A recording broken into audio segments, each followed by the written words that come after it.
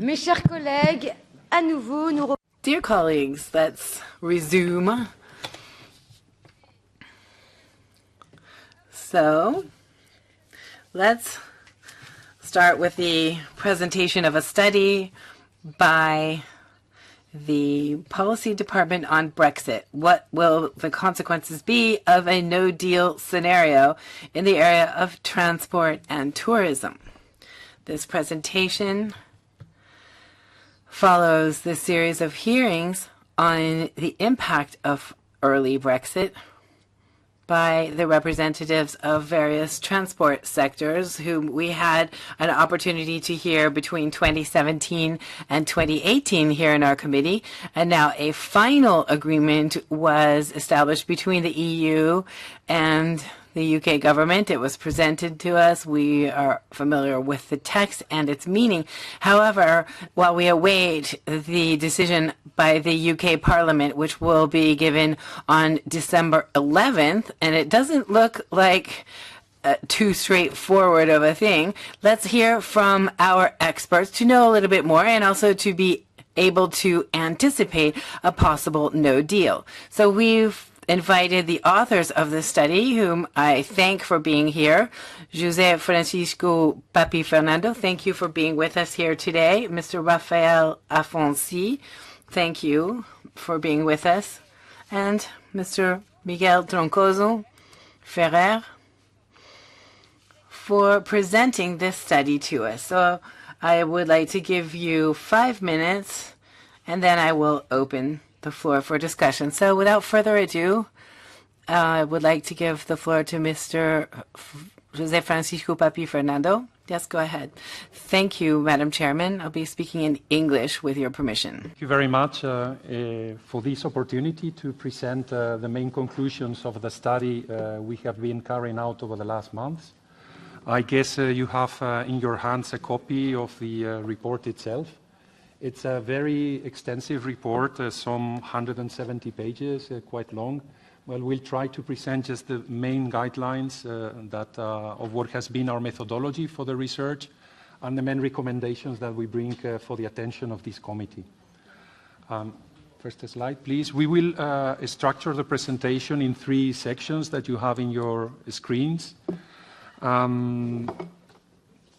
Next slide. The first element that we would like to present to your attention is the importance of the economic relations between the United Kingdom and the European Union. First of all, it is important to highlight the importance of the UK's economy. We are talking about a country that is bringing 14% of Europe's GDP. At this stage, the UK trade balance with the European Union presents a deficit. This is something important to highlight, of around 110 billion euros. That is 5% of the UK's GDP.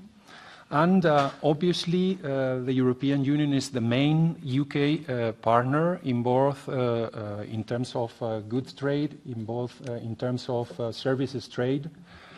EU investments in the EU amount to 48% of the total, while 47% of foreign UK investments are in the EU. So this shows there's a huge interdependence between the two economies.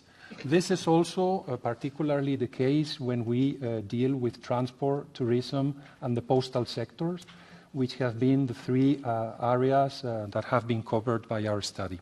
Next slide, please. Thank you very much. In the screen now you will see basically a graph that shows the trade of goods between the 2 geographical areas, the EU and EU27. So I'm here removing the United Kingdom from the picture. So you can see it's more or less stabilized around 50%. No? If we want to just keep a fast number in our heads, around 50%. Next slide. In the case of freight transport, it's important to highlight that most, despite of all the investments and despite of the importance of the Channel Tunnel that we all know, still most of the freight it's carried through maritime shipping. So this is something that I would like to raise your attention to. So it's quite important to highlight. Next slide. When it comes to passenger transport, there's a huge amount of trips registered. That is around 50 million trips registered by UK residents to other EU destinations, EU 27. Okay, with 24 million visitors to the UK coming from other EU destinations every year. The important thing to highlight is when it comes to persons, to passengers, air transport is the most predominant mode. Okay, so we said how in freight the most predominant mode was shipping. In the case of passengers, to the contrary, we have to refer to aviation. Next slide, please. When it comes to tourism, the figures are, they can be seen in the screen. There are 32 million holiday visits of UK residents into EU 27. That is, let's say that British tourists are a very relevant source of income to the EU 27 with a total expenditure of around 21 billion euros, as you can see on the screen. Also, visits to the UK by EU 27 residents for holidays, they're also relevant, but they are not as big. And we are talking about a business that is inferior to 5 billion euros. So in this sense, let's say the fact that tourists are visiting the European Union, it's what is relevant to highlight here. Next slide, please. So now we'll pass the floor to my colleague, Raffaele Alfonsi, Dr. Alfonsi, to continue with the presentation. Raffaele. Briefly about the no deal socioeconomic impact. So with the no deal, UK will become simply a third country. And this will imply that there will be cost for both parties, not only for the UK, not only for the EU 27.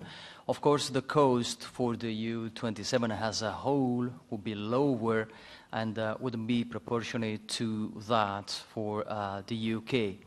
And the literature available shows that up to 2030, the average cumulative loss in terms of GDP could be around 0.44% for the EU 27, while 4.2% for the UK.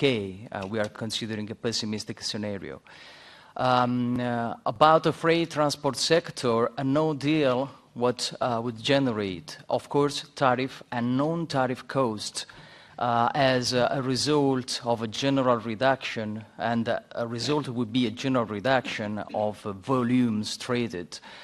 About passenger transport instead, and about tourism strictly linked, of course, there would be a negative impact in terms of general reduction of the ease of travel. And about the aviation sector, this would be the most negatively affected sector, as there are no World Trade Organization rules as fallback option, and these rules won't apply. The next one. Next slide. If we go to the legal landscape and what has to be done in terms of legal instruments, you see as a main conclusion that in the transport sector, for existing EU legislation will not require major amendments, as in general the EU transport legislation does not make specific reference to the UK. Of course, this is a quite tricky conclusion in the sense that although the EU legislation does not make reference to specific member states by definition, the thing is that we will need adaptation. That means that we will need a specific agreement between the EU and the UK.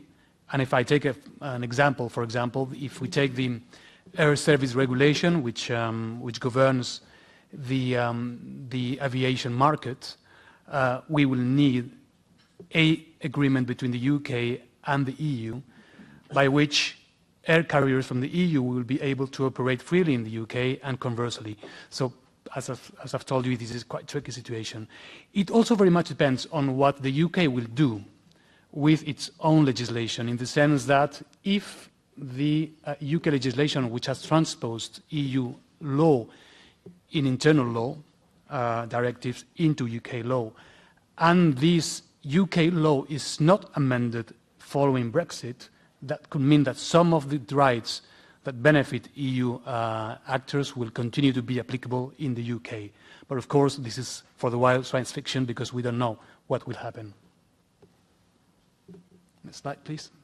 We'll have a look we will have a look at the general consequences for transport, and of course we will cover the main expected impact. In terms of cabotage rules, they will no longer valid in EU and in the UK. And the consequences would be a decline of interoperability as well as a reduction of competition in all the sectors. And about the passenger rights, this won't be ensured whenever EU passengers will use UK carriers. And about the TNT networks, of course, some bottlenecks effects could be expected, and more serious issues could arise when we talk about Eurotunnel or the Dublin-Belfast rail link. About the financial instruments like EFSI and the CF instruments, they are expected to continue to provide a suitable financing for TNT projects, but some uncertainties exist and cannot be excluded. And about the agencies, the transport agencies, the UK could keep attending this as member of the UK agencies whenever the third-party participation is allowed.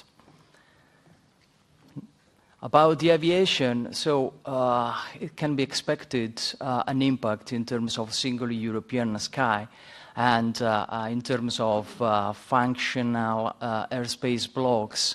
And this would imply a new fragmentation of the European airspace and a less efficient management of the airspace. And in general, the regulatory restriction will limit also the potential growth of the European airports.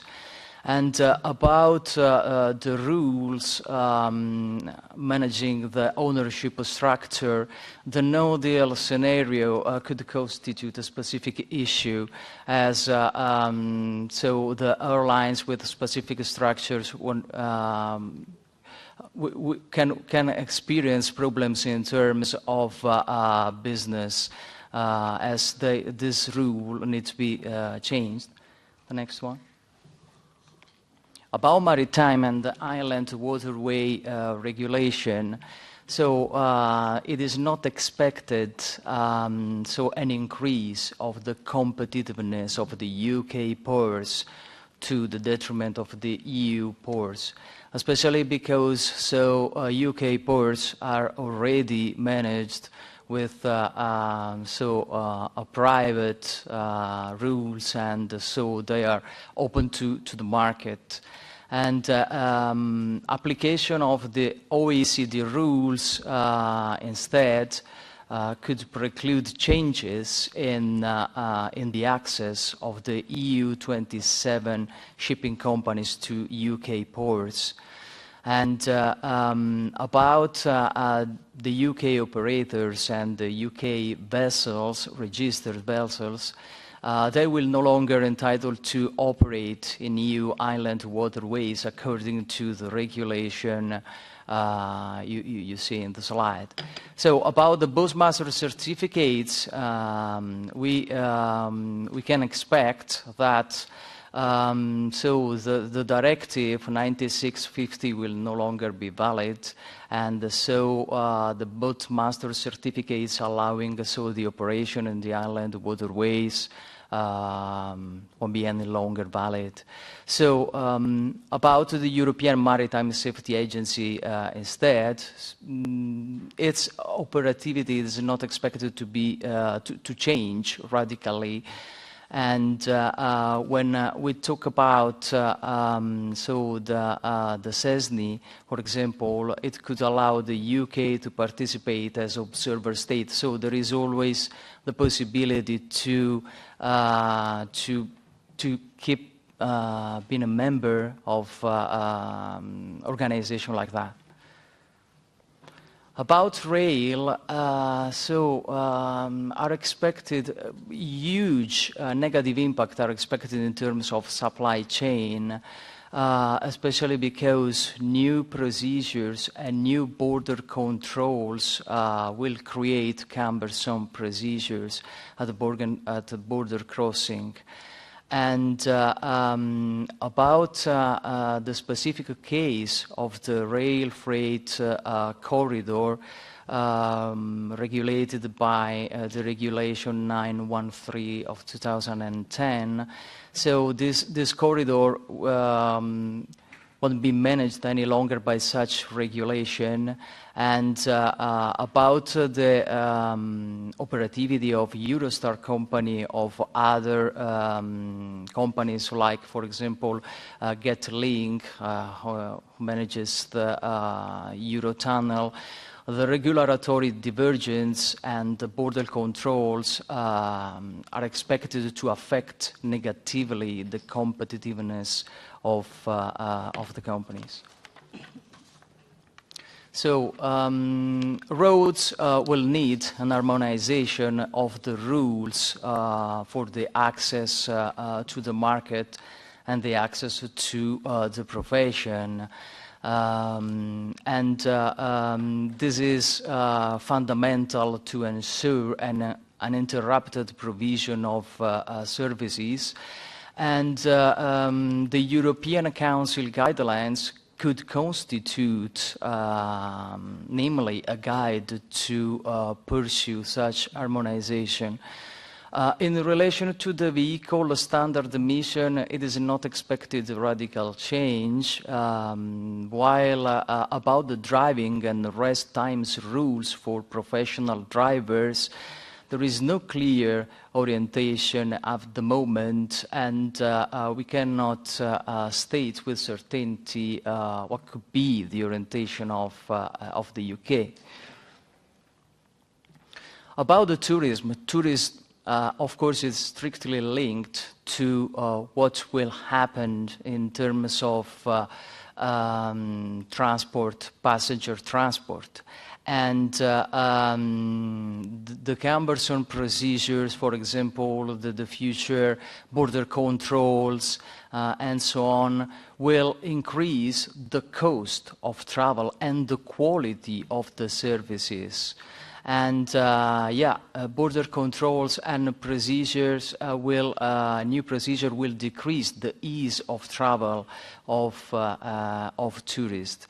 And about the rights of stay, although this is not strictly confined to the tourism, huge uncertainties still exist. Next one.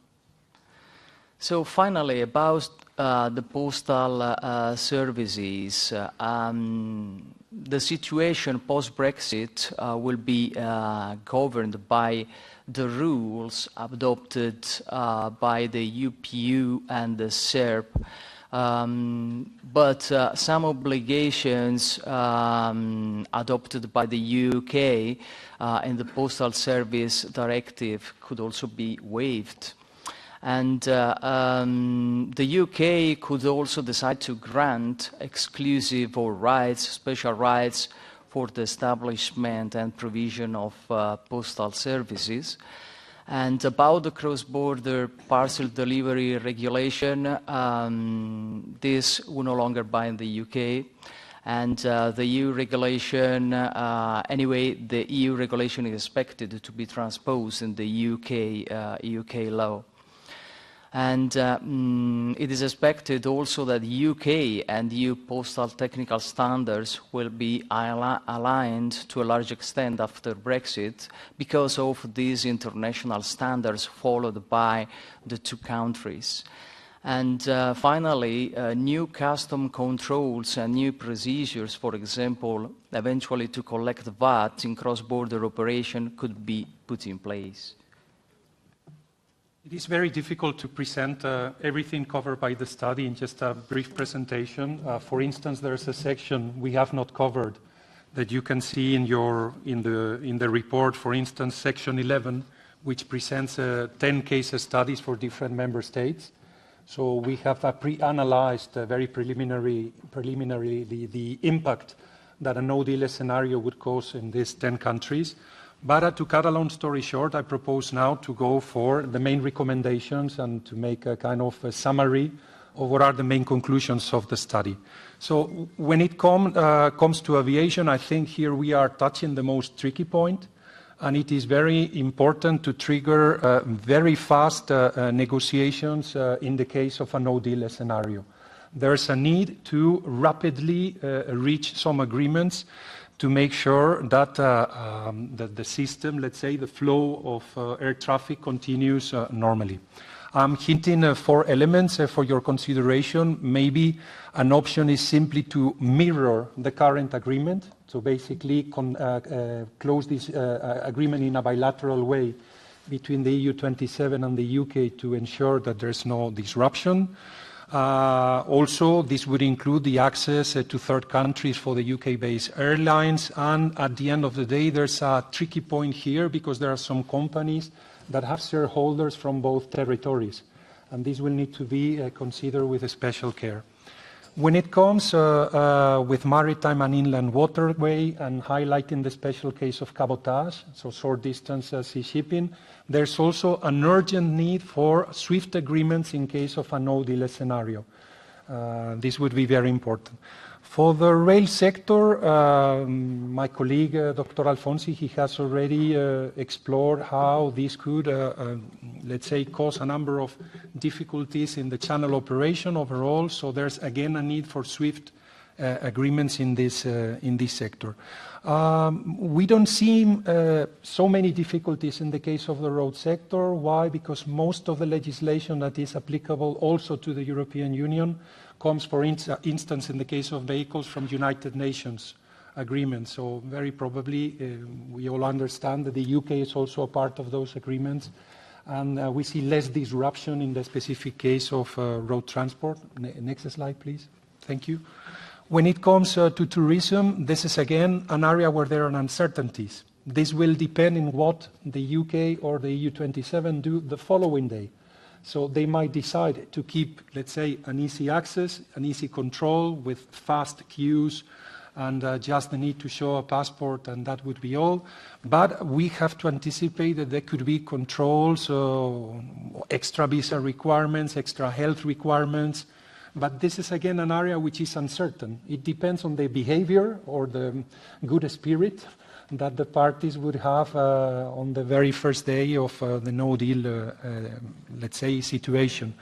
Regarding postal services, there's a need to conclude, again, a quick agreement, because otherwise there would not be a guarantee that a parcel sent here from Brussels to Leeds will make it to Leeds, and we will not be able to trace that our parcel arrives like we can do today, that we go on internet, no? We add a tracking number, and then we can see my parcel is for delivery tomorrow, and you can more or less follow it, no matter if you are using the German postal services or the Spanish postal services or the Polish postal services. No, this is uncertain, and it would require a quick agreement as soon as possible. The new deal scenario is in place. What would be our recommendations to your committee? And maybe this is overstepping and saying too much, and I apologize in case I'm saying too much. Our recommendations would be, first, that we believe that it is important to create a constructive climate. Why? Because there's a reciprocal loss in case of a no-deal scenario. So the need for these very fast agreements requires that there's a positive spirit. Is that both parties understand that the worst has happened, and then there's a need for a swift reaction to make things happen and flow. No, we have highlighted this during the presentation. And then, again, there's I think, legally speaking, I wouldn't step on here on my legal colleague expertise. He knows much more than me. But there's a need, eventually, the fast-track agreement could be made through bilateral agreements. This can be done quite rapidly, I think. And well, that would be our second recommendation for you, to be there supporting these bilateral agreements in case of need. Just to a quick wrap-up, to thank all the support we have received from the Police Department. They have been very helpful through the process.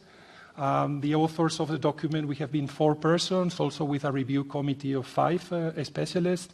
So there have been 9 experts contributing to the report, and I kindly invite you to read it. And Madam Chair, thank you so much again for the opportunity. Merci beaucoup pour votre présentation. Thank you very much for your presentation,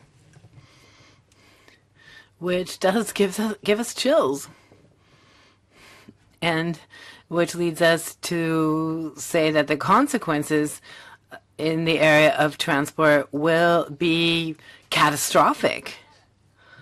That's the conclusion that this study comes to, and I think we really do need to call a spade a spade.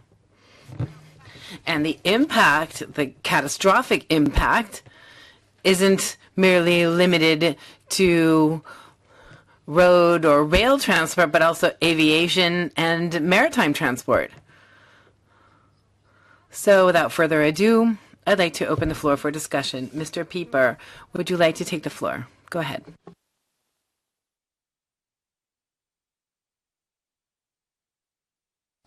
Ja, vielen Dank. Thank you very much, Madam Chair. I'll use German, which is my mother tongue, if I may. Well, very impressive. And the whole way in which everything is interconnected between the UK and the rest of the European Union. Thank you very much for that presentation of that strong interconnection. Our areas, transport and tourism, and we can see quite clearly the dramatic impact that this Brexit will have on our situation. That said, I think that in a way we've actually moved forward ahead of this to some extent. What we're hearing at the moment, you know, our preferred option might be remain. It can't be completely ruled out.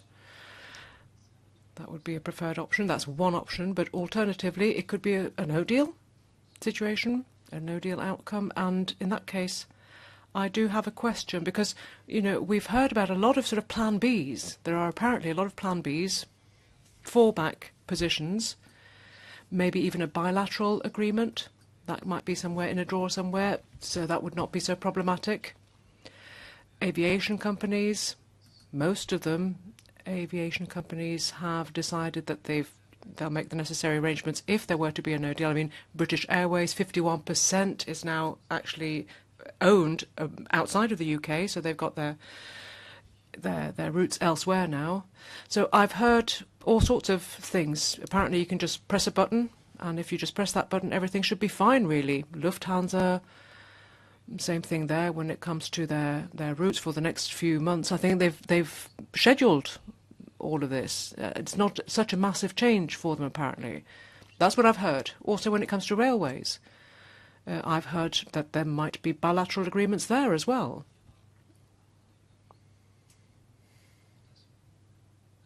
The ERA, you know, there are apparently fallback positions there as well, and if needs be, we could possibly accept them. So you've depicted a very dramatic situation. I'm not sure that I see it quite in the same terms in the event of a no deal. I don't think it's quite so dramatic. Now, what did surprise me was your assessment of the road transport sector. This is a big problem. A big problem. We're talking about many, many lorries who would be affected if there were to be no deal. They'd have to be inspected. There'd have to be checks, and in Dover, the UK is already apparently closing off 15 kilometres in order to allow for all these lorries to be backed up. That's apparently what they're expecting, and therefore the dramatic situation will arise in the event of a no deal for road transport. I don't know, perhaps these are things that we can live with. My own preference, and perhaps many other people share that preference as well, I very much hope that ultimately we'll find some kind of construction or arrangement that will allow us to keep the UK in the EU. Anyway, I'd like to sound you out. These Plan Bs that are allegedly out there for the different modes of transport, what do you think about them? Do you think that negotiations have moved quite far ahead? Would it be possible, in fact, to fall back on these Plan Bs? Could you do that overnight? Is that possible in your view? And then a second question concerning road transport. Maybe you'd like to give us some more details on that. Why do you think that the problem would actually be the least significant in the road transport sector? La parole est... Thank you very much. Madame de Monte, go ahead. Sì, grazie. Thank you. Thank you very much indeed for illustrating the situation for us. I'd like to come back to the point about the impact on GDP. I'd like to know which methodology you used here, whether this is something mechanical and direct on the basis of imports and exports at the moment, and whether there would be any other factors that would have an impact, if there are external factors that could change these figures, apart from, of course, having an agreement. Then I'd also like to know if you think there are sectors that would benefit from a no deal. My other question deals with the air carriers. This is something that we've already looked at. We've looked at whether, on the basis of the standards that we have today, there could be some kind of transfer of British Airlines outside of the UK. So I was just wondering whether you'd looked at this hypothesis and what impact it would have. And thirdly, I'd like to know about a specific example, the case of Gibraltar. That is a reason for tension between the UK and Spain, because they have mentioned here the conditions that people work under. We're within a single market, and so I was wondering whether you'd carried out that kind of assessment, whether you'd looked at the assessment for changes in working conditions. There do already seem to be difficulties for workers that have to cross this geographical border. And I was wondering whether there are any specific consequences for this overseas territory, which would only have this partial coverage with community legislation. Thank you. Merci beaucoup, Madame de Monte. Thank you very much, Madame de Monte. Madame Meissner. Ja, vielen Dank, Frau Vorsitzende. Thank you very much, Madam Chair. I'm afraid I wasn't able to follow the whole report because I had another commitment. I'm sorry about that. But I did get the end. And we have certainly looked at this in great depth ourselves too. After the outcome of the referendum, it was actually the airlines who got in touch with us first, and also counterparts in the USA saying we need to take out aviation, otherwise it's going to be disastrous for various reasons. We organised hearings in the Transport Committee for all the different areas, of course, railways, shipping, airlines, etc. So, Markus Pieper, if I can say to you, I'm not really actually that surprised to hear that there are Plan Bs. I think it was necessary because, of course, nobody knew what would happen. We still don't know what might happen. So, from the transport point of view, I think that there are so many problems that actually it has to be remain. It has to be remain. This has to be called off at the end of the day. But anyway, we don't know. You know, the whole transition agreement, there are provisions in there. If there were to be no deal, does anybody seriously want no deal? I mean, really, that would bring us all into such a difficult situation. It would be difficult for the UK and it would be difficult for Europe. Having said that, of course, we do need to prepare for that scenario as well. So I have two questions, really. The first one is one that was raised by Mr. Pieper already. You know, the tailback or the lorries that will be backed up on the motorways. If it's 3 minutes per lorry, extra time for checks, I don't know. At some point in time, the whole thing will grind to a halt. That's one point I wanted to raise. What's your opinion on that? And then secondly, on aviation, apparently it's not going to be that difficult, but according to what I've heard, IASA will, of course, play an important role. We can find other ways of organising certification, but I do wonder, don't you think aviation will be limited? Don't you think that there will be changes, certainly changes in the field of aviation? So aviation, I think, is, from what I've understood at least, is something that's been discussed at great length because there are so many issues that we need to address. Thank you. Merci beaucoup, Madame Meissner. Very much, Madam Meissner. Mr. Kaur, go ahead. Ja, vielen Dank. Thank you very much, Madam Chair, and thank you also for the presentations and thank you for the report. We all suspected this. I think both sides will lose out. It's a lose-lose. I think we knew that, particularly if we have a no-deal situation. And now I think we have more specifically an idea as to what might happen. But I'm not sure the people know this. We might know it. I'm not sure people at large know this. And I don't think people will read 170 pages or so of this report. So how can we get this message across to try and get some, some pressure from the street, so to speak, vis-à-vis the EU 27 and also vis-à-vis the UK? I hope that there will be some protests. Maybe ultimately the British people will see, this is the result. Of course, the UK government should do that, but I think they should put the deal to the people and say, is this what you want? Yes or no? A very simple question. And the UK people would then have to say, yes, this is what we want, despite all the negative ramifications that you've just talked about. So I think it's all very well us knowing, but the people at large need to know. Madame Clune. Thank you. Madame Clune.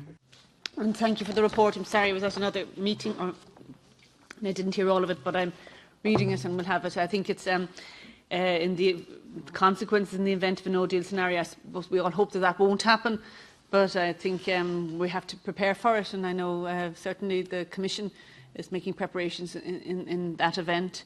And I think other countries countries around the UK are dealing to trade with the UK, whether it be through ports or airports, or who depend on interact with the United Kingdom, are making preparations.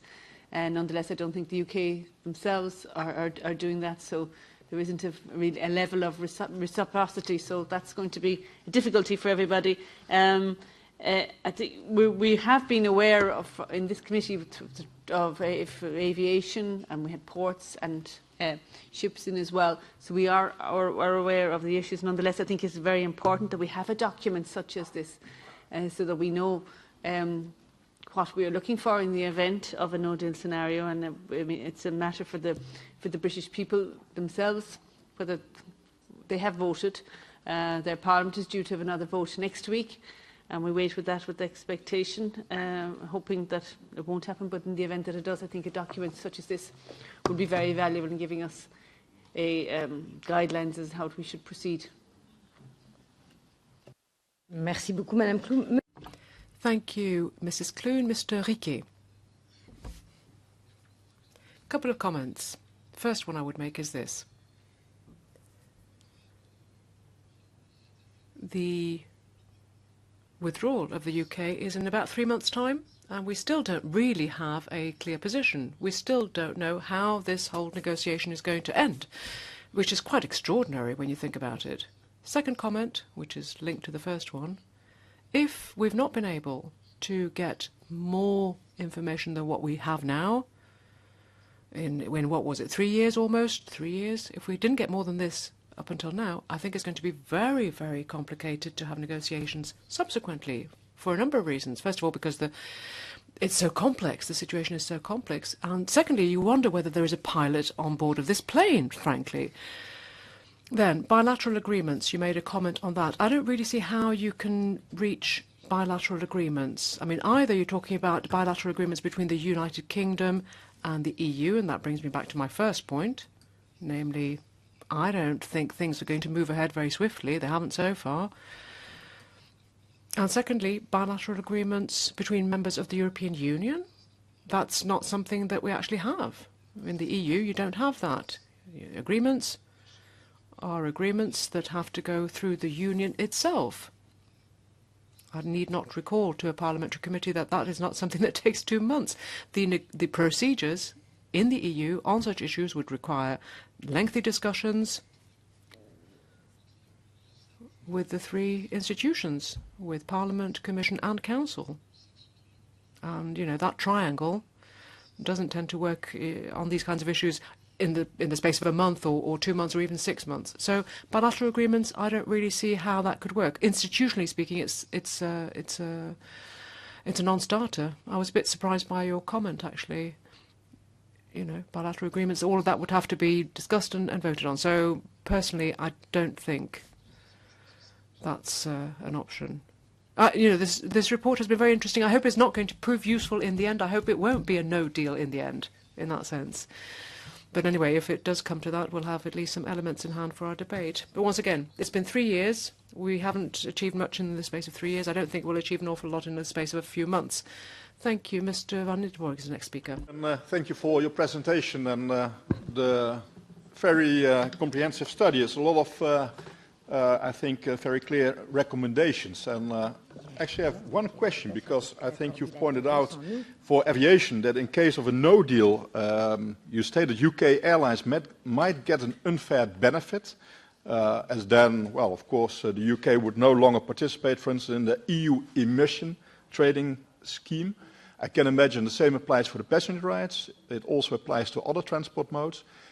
Can you give us some indications about this possible unfair benefits? Is there already a study undertaken about the possibility that we will compete with, for instance, UK airlines, but also with other companies in the field of transport that will have this, let's say, unfair benefit? How will it affect transport companies in the EU 27? So my question is, are there already assessments available? What did you find? Because I think that's also a very clear and present danger for the EU 27. Thank you. Merci beaucoup, monsieur. Thank you very much, Mr. Van Miltenburg. And the chair has put herself on the list as well. Anybody else wanting to ask a question? No? All right. In that case, I will put my two questions. First of all, can you tell us specifically which regions will be suffering a direct impact? Which ones will be directly affected? Which regions?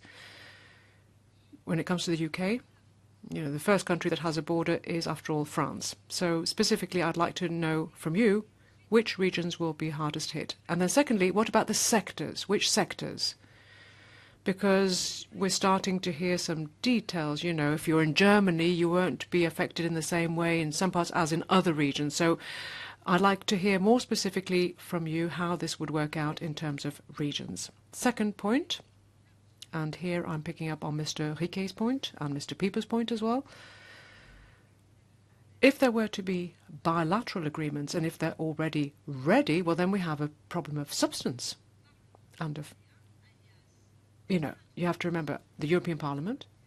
The European Parliament has not been associated. If there has been any kind of trading, any kind of Plan Bs negotiated, then I can tell you for the Transport Committee this would be extremely problematic if that were to be the case.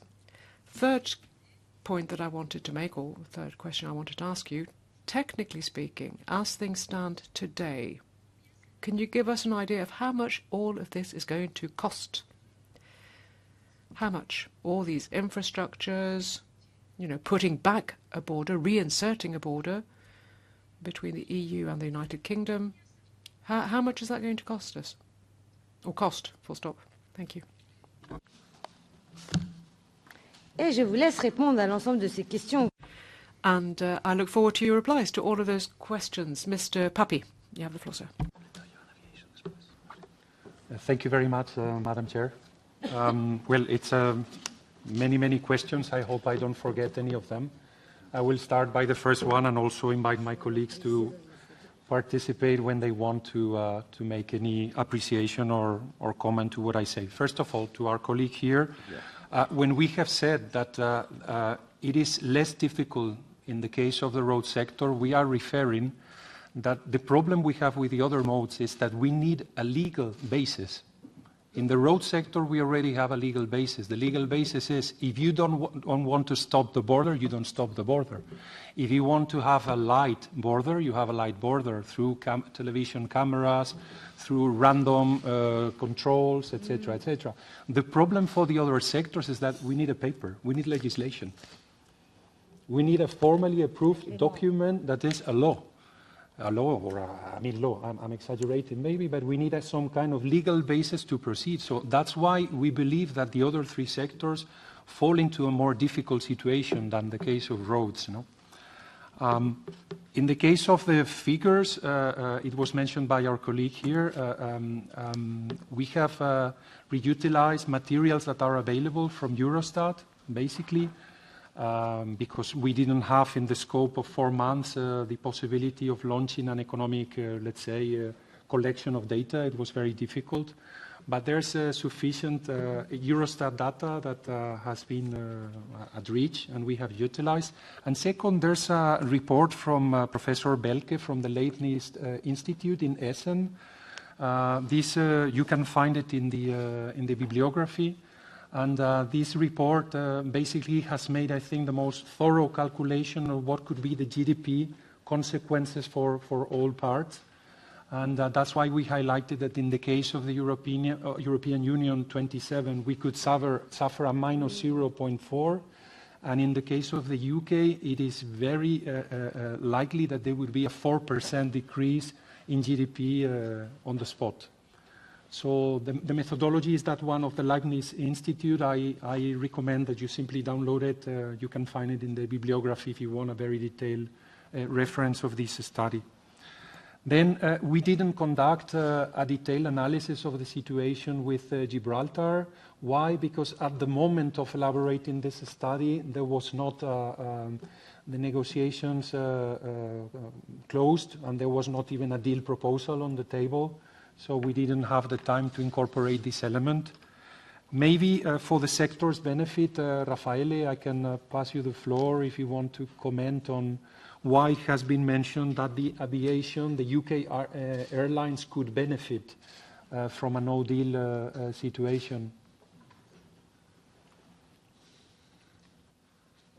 Actually, we said that this could be an option, but in general, we do not expect any advantage in this respect.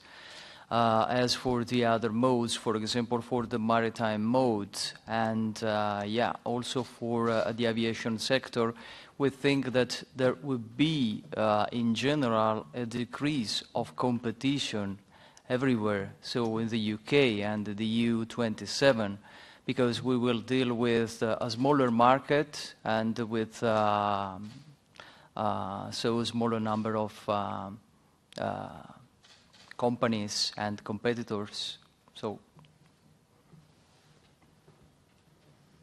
what we feel is the importance of this political willingness to create the legal basis to go further. Without this legal basis, we are handcuffed. That is the problem. And I appreciated what Monsieur Riquet presented us, that it is true that the legal procedure takes much more time, but we don't have a legal basis. And without that legal basis, we are in total chaos. We are in total chaos. Miguel?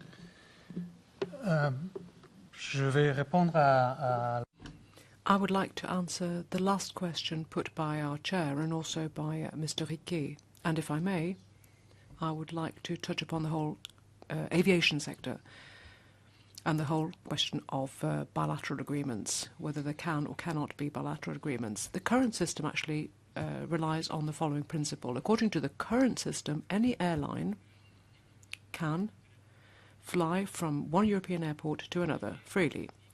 Now, an airline is defined in terms of control and ownership, one that is held or owned by European stakeholders or by a public institution, a European public institution, in other words, a member state.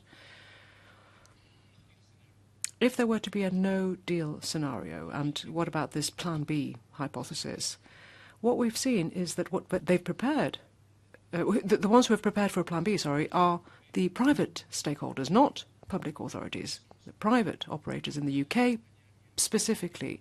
In other words, UK airlines have now become European airlines. I mean, they already had majority shareholder ownership in the UK, but a lot of shares have been transferred now to non-UK companies, from the other 27 member states. So UK airlines, that's their Plan B, if you like. They've opted for making sure that they are still European air carriers in future, even after Brexit. The problem will be that the companies of the 27 member states will not be entitled to or will not be able to fly freely to the UK in the absence of a deal or in the absence of an agreement. So in practical terms, what might happen is either you strike a deal on this, or alternatively there would be a bilateral deal between the EU27 and the UK. And for that to happen, of course, you need time. But there are ways of doing this. There are precedents. The EU has actually signed similar agreements with non-member states. Morocco is one of the most recent ones. Brazil was another, and the United States is a third example. So we're not starting from scratch, if you like. We don't have to start from scratch, because such bilateral models that allow for free movement of airlines or companies between the EU and a non-EU member state, there are such precedents. But, of course, there would have to be a whole European legislative procedure, and that will require time. The Chair. What about the regions? I had a question on regions. You know, have you been able to pinpoint which regions will be most affected? Yes, I would like to respond to that question, Madam Chair, if I may. North of France will certainly be facing problems. You know, these are the Hauts-de-France, Normandy and Brittany. These are the three particular regions that will be affected. Why? Well, because of maritime issues, the Channel Tunnel, as you said earlier, these are really the two most important modes of transport or routes in terms of trade between the UK and the EU. So yes, we have identified that problem for those three regions in particular. They will be affected, and that needs to be, I think, made very clear in our studies and in our case studies for member states.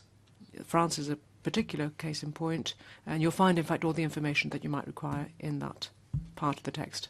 Thank you, says the Chair. Any other questions? If not, then thank you very much. Thank you.